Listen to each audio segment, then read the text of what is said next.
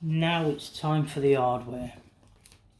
So first of all, make sure it's turned off. Second, if you've got a memory card, make sure it's ejected and removed. Right, okay, so now we flip her over.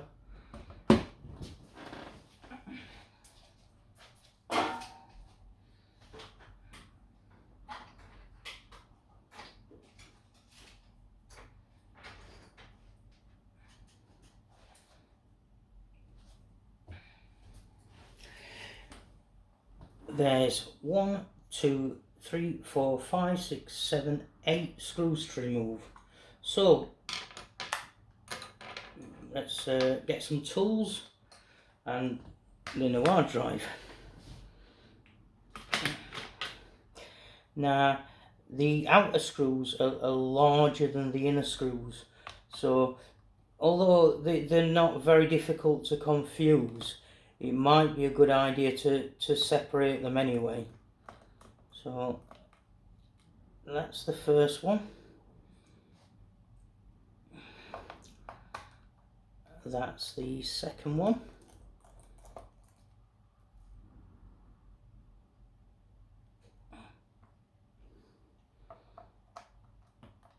That's the third one.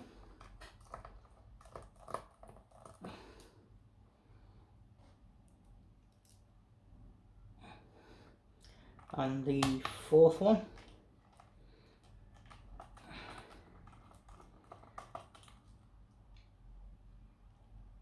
That's all the outer screws. Now the 4 inner screws. So 1,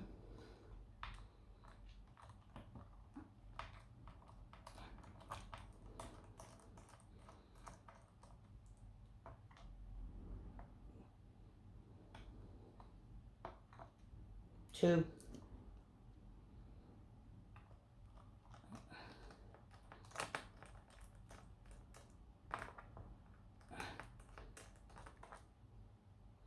3, and the last one, 4.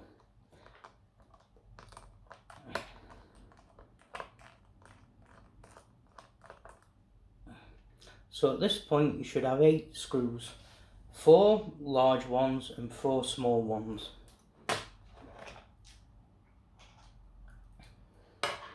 Now if you flip the deck towards you, you're looking to separate the two sections.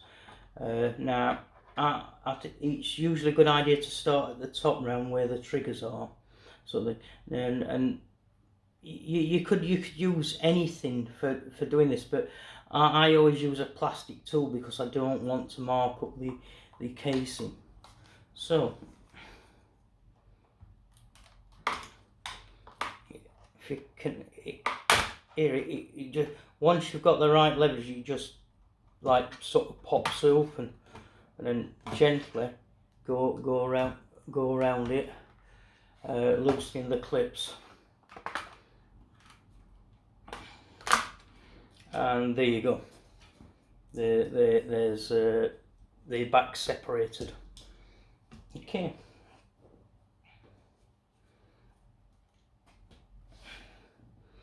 Right, now there's 3 screws you have to remove first. Right, so there's this one here.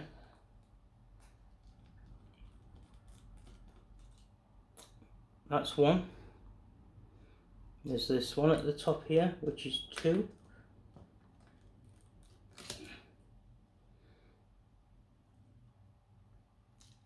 And then there's a sticker here. Right, and what you need to do is carefully peel it up, but don't remove it totally. Right, okay, and that will reveal another screw. Now this screw's larger than the other 2, so bear that in mind.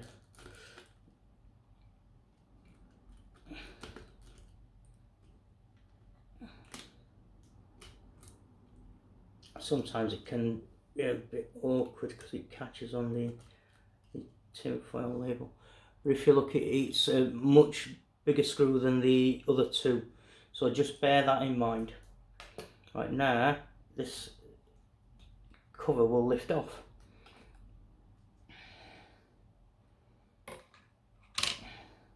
Now what you need to do, you might be tempted to just try and unscrew the hard drive and pull it out, but there's power still in the system. So what you need to do, you need to carefully and gently remove the power connector. Now you'll be tempted to just tug on this, and now chances are you're going to damage it by doing that. So get a plastic tool and gently push from side to side. Sorry, you probably can't see because. Right, and if you just take your time, you'll see it comes out as so. Now, if I don't know whether you can see that, but there it is. Now, what I would do is press the power button a number of times just to make sure any residual electricity is drained. That's it. Okay, so now we'll undo this screw here. Right, and you'll see it flips up. Keep that safe once again. Right, then gently whittle the drive out of its socket. You'll see it takes very little to no force.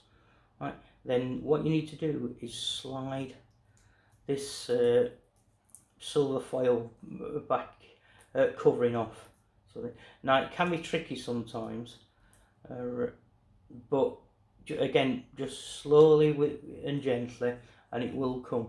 And that's the old drive. Some of you that have done this before may notice that that's not a 64 gig drive. I did upgrade this at one point to a 256, but I decided that wasn't enough, so I bought a new 512 one. And I'd sort of recommend to anybody, if they're going to buy one, buy at least a 512 sort of thing. Don't bother with 256. You'll run out of space really quickly. Right, okay. Here we go. Bit tricky. Right, so carefully and gently remove the drive from its packaging.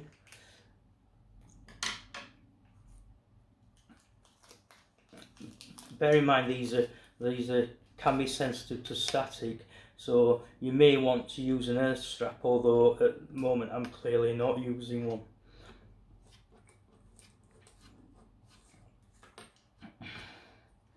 Right, now this is the tricky bit, getting this cover back on. Okay, you see, you sort of like put one end in and then the other, and it will gently, you can gently slide it over.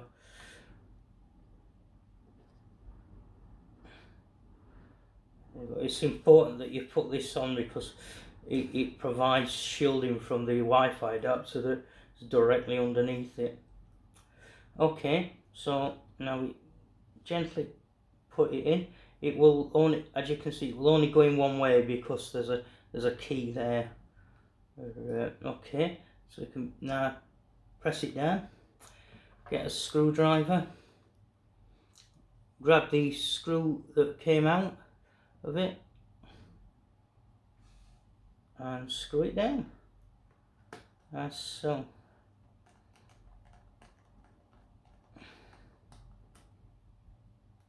You don't need to tighten it very tightly, just so it bites. Some people will be tempted to try and screw it like they're screwing a tank bolt or something, Okay, so now we get the panel, carefully place it back. Oh, sorry, first of all we attach the battery,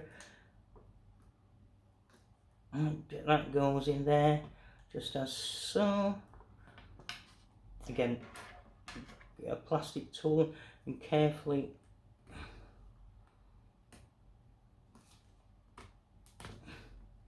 push it down until it goes on.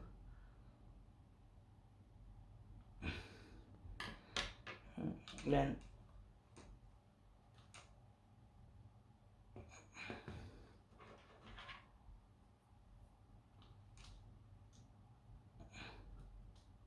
now you can quickly test this by the batteries in its right place by powering it on.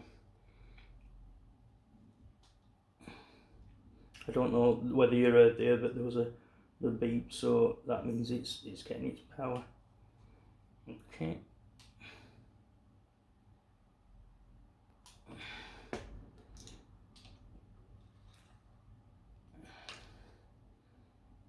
So let's replace the cover and replace the screws. So this is the first screw.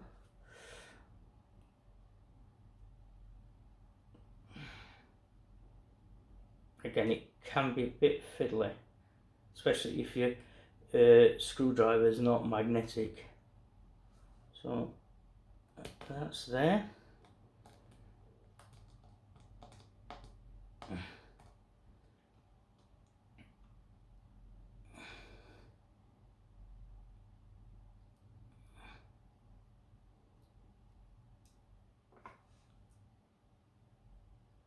That's there. Again, you don't need to tighten them too much, you know, just enough so they grab. Just one word, you might be tempted to try and put a screw there. Don't. That is directly above a screw in the back case sort of thing. I've known, you know, if you're doing this for the first time, it can, you know, you can easily do that sort of thing, and then assemble the whole thing and find you can't get a screw in. Okay, right, that's all back on. Right, now let's replace the back.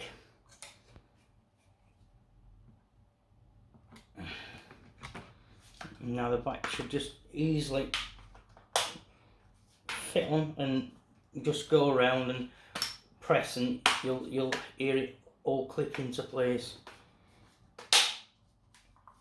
Yeah, one more there. That should be it. Yeah, it's all clipped in. Oh, just there. Okay. Again, you don't have to apply much pressure. Just a slight bit, and it will, you know, it will clip into place. So now let's get us out the screws back in.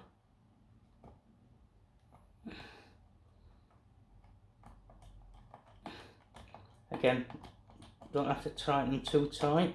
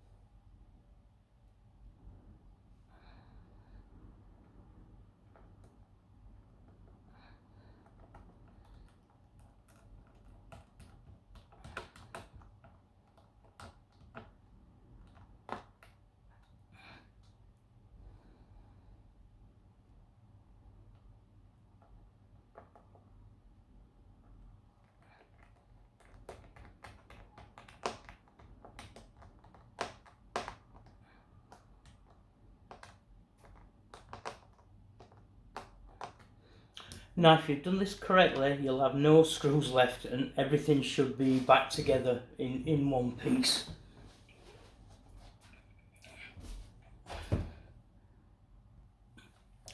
Now, the next thing we need to do is install the software to make your Steam Deck work. So, this is where we need this adapter. You can use one of these, or you can use you can get white ones where it's just an adapter for one connection, rather than this where there's the HDMI and everything on it. Okay, so we'll put that in there, and then what we do is we hold the volume down and press the power button. When you hear the beep, keep the volume down button held and it'll put you into this boot manager. Right, so it's come up here EDF boot devices, and then EFI USB or Kingston Data Traveler. That's my USB stick. So click OK.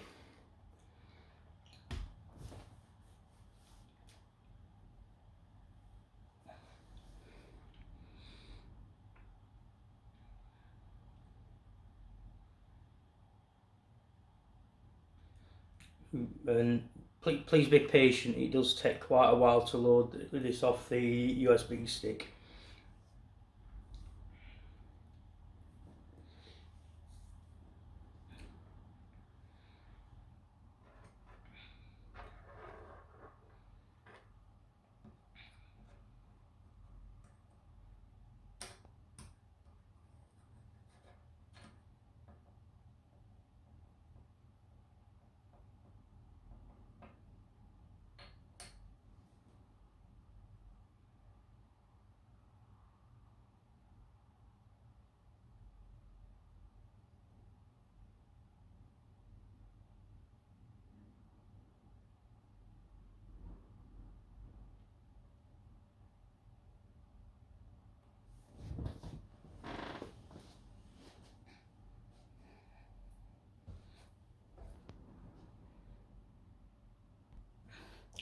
So now it's booted off the stick and we're in Steam desktop mode.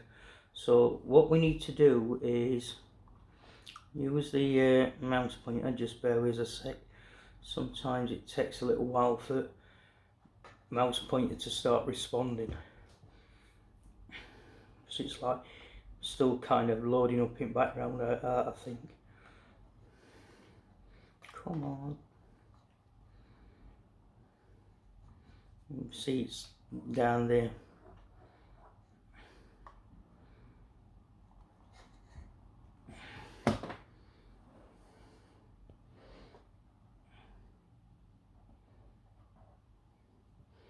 Okay.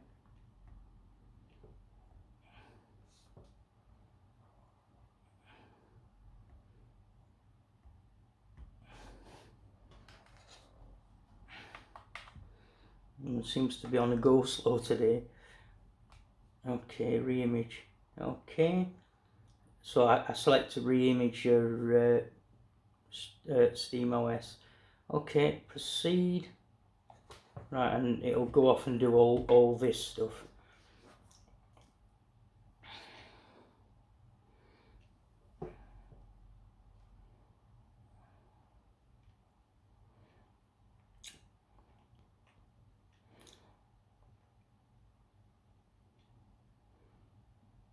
Last time I did this, I was able to move the mouse with the trackpad to select it, but this time, for some reason, it's not let me do that, so I've had to press on the icon manually using the touch screen. But either way, which way they both work.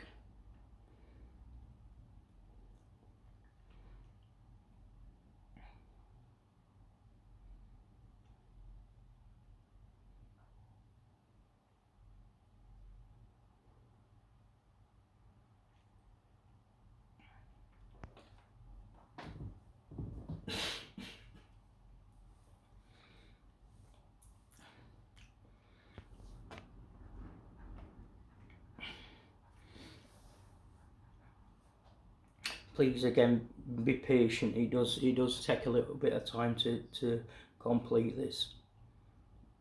I don't know whether it's coming out on the camera, but it's definitely doing it.